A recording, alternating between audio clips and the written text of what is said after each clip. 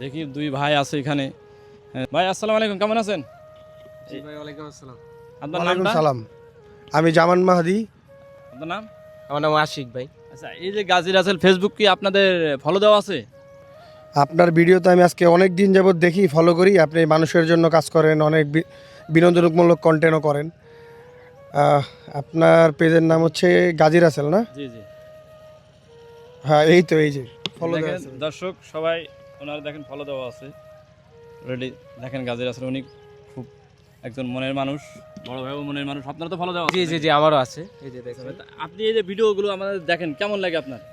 Actually ভাই, এখন তো মানুষ সবাই সবার জন্য সব কিছু করে না। জি, জি। এই যে আপনার কিছু ভিডিও দেখলাম, কিডনি রোগী একজন, ক্যান্সারের রোগী একজন, তারপরে রাস্তায় অসহায় অনেক মানুষ, সবাই তো আর এগুলো করে না। আজকে যারা দুই একজন আছে, ঠিক আছে, আপনাদের মতো, তাদের জন্য তাদের অনেক উপকার হয়, তারা বিভিন্নভাবে উপকৃত হইতেছে। জিনিসটা খুবই ভালো লাগে ভাই। একটা মানুষ আপনার দ্বারা উপকৃত হইতেছে মানে এটা পুরো সমাজের উপকার, মানে প্রত্যেকটা মানুষের উপকার। আমরাও আপনাদের মতো করে চেষ্টা করবো যেন মানুষের পাশে যা দাঁড়াইতে পারি, কোনো কিছু করতে পারি। তা আপনি কি করেন? আমি মূলত ভাই আসলে একজন শিল্পী মানুষ, গান তাহলে করি। তো খুব মনের একজন মানুষ পেয়ে গেলাম। শিল্পী যারা দর্শক ভাইরা আছে, অনেক ভাইরা তো গান শুনতে চায়। আপনিও কি করেন? আমি ওনার সাথে যাওয়া আসা জি, করি জি। আর কি। জি জি, মানে ওনার প্রোগ্রামে যাই আর কি, ওনার সাথে থাকি।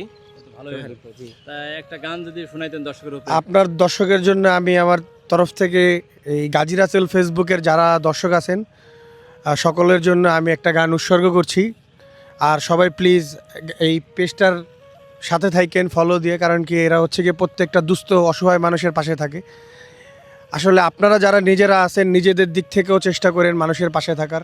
আমাদের এই সমাজে এরকম একটা রাসেল, একটা গাজী রাসেল তৈরি হওয়া মানে হলো গিয়ে সমাজটা সুন্দর এবং সুশীল হয়ে তৈরি হওয়া। যাক, আমি কথা না বাড়াই, আমি একটা গান গাই আপনার এই যারা দর্শক আছে সকলের উদ্দেশ্যে। একদিন মাটির ভিতরে হবে ঘর রে মোহনা আমার, কেন বাঁধো দালান ঘর।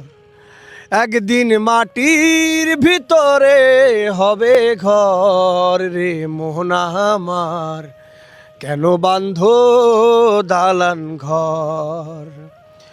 দেহ তোমার চর মচর গলে পচে যাবে, শিরায় উপশিরাগুলো ছিন্ন ভিন্ন হবে, মুন্ডু মেরুদণ্ড সবই হবে খণ্ড খণ্ড, পরে রবে মাটির উপর রে মোহনা আমার, কেন বাঁধো দালান ঘর। থ্যাংক ইউ ভাই, ধন্যবাদ। ধন্যবাদ আপনাকে। এবং এই গাজী রাসেল ফেসবুক পেজ কি কোথা থেকে দেখছেন এই ভিডিওটা আমাকে জানাবেন। এবং ভাইকে অসংখ্য ধন্যবাদ, ভাইকেও অনেক অসংখ্য ধন্যবাদ।